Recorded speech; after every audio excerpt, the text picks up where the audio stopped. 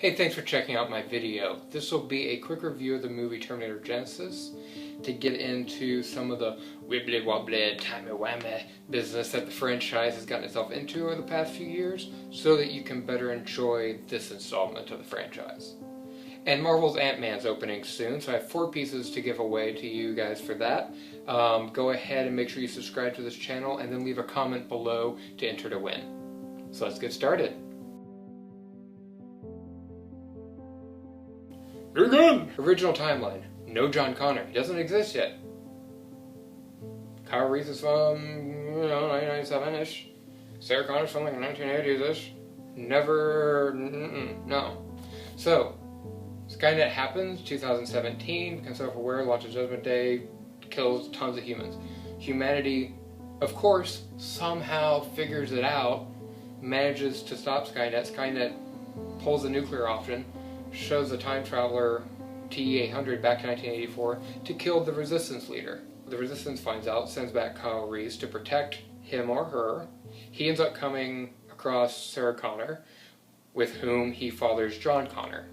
Now from that, John Connor learns about the future, about the machines, about how to kill them. So when Skynet actually happens this time, in an alternative timeline, the first alternative timeline, John Connor knows what's going on. He becomes a Resistance leader, and more importantly, there is a John Connor to begin with, because there wasn't originally. The original timeline, no John Connor. Alternate timelines, John Connor.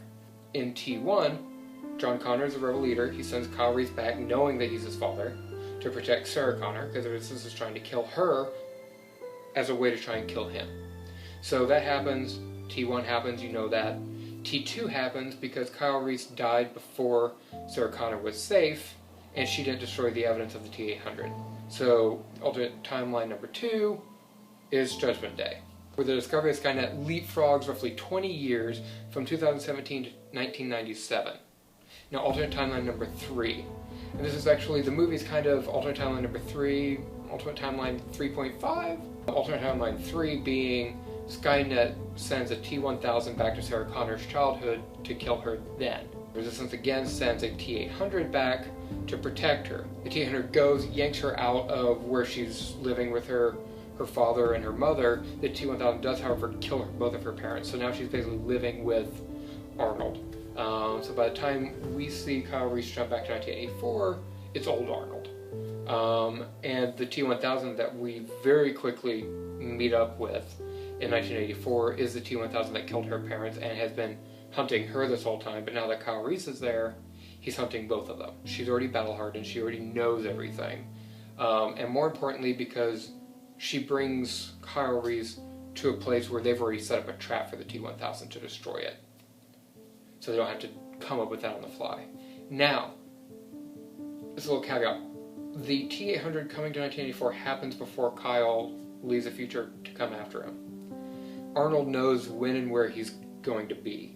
So he's going and waiting for him, and as soon as he arrives, he attacks him before he can kill anybody.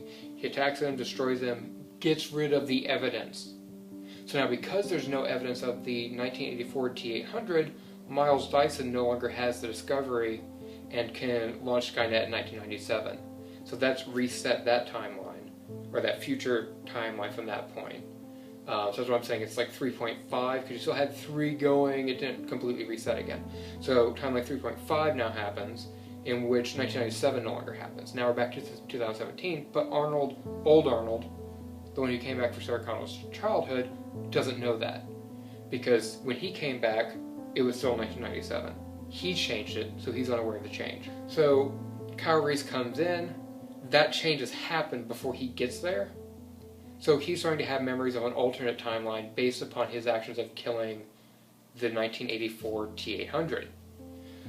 These memories are of him as a child talking to himself in a mirror, saying Skynet equals this, Judgment Day is this date, over and over and over and over again.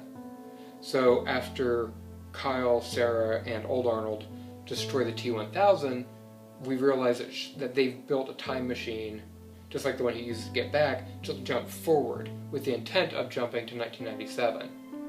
Because of the alternate timeline memories that Reese now has, he's able to steer them correctly to 2017.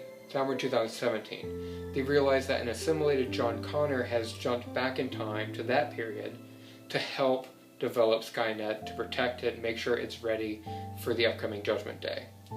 Our crew stop Skynet, defeat John Connor, but then must ensure that Kyle Reese has those memories, because he hasn't yet. And he won't, presumably, because they've actually destroyed Skynet. Without those memories, how would he know to take the team to 2017 as opposed to 1997? Well, they track down Kyle Reese as a child. Adult Kyle Reese talks to kid Kyle Reese and tells him that he needs him to do this favor. He needs him to look in the mirror and tell himself repeatedly that Skynet equals this, Judgment Day is that, over and over and over again. That way the kid has these memories and Kyle catches them while he's traveling back in time, thus wrapping everything up. It's very Doctor Who, very wibbly-wobbly, timey-wimey, which is a little different from Terminator. Terminator is definitely a time travel franchise, but it's usually, oh, time travel happens, and now the movie goes on. This is the first movie they've done where time travel happens multiple times throughout the movie. There was time travel that happened before the movie started, there's time travel that happens soon after the movie starts, there's time travel that happens halfway through, and then there's some safeguards put in place to make sure that everything occurs within this timeline without deraveling. So that's the Cliff Notes, quick and dirty version of time travel for Terminator to make sure you understand Terminator Genisys and can enjoy it without going, wait, what the what? Because a lot of it is shot from, well, the whole thing is shot really from Kyle Reese's perspective. So there's a lot that he doesn't know and you have to piece together. So while you're watching it, you're like, wait, I don't have time to try and figure this out yet. So what did you think? Please let me know by leaving a comment below. And as always, subscribe for new content, share this with friends, and like this video. Thanks for watching. Scar your voice, telling your soldiers to head into battle. Tread lightly. My scars run very deep. Terminator Genisys to answer one simple question. Should you watch it? And finally, the giveaway is happening right now.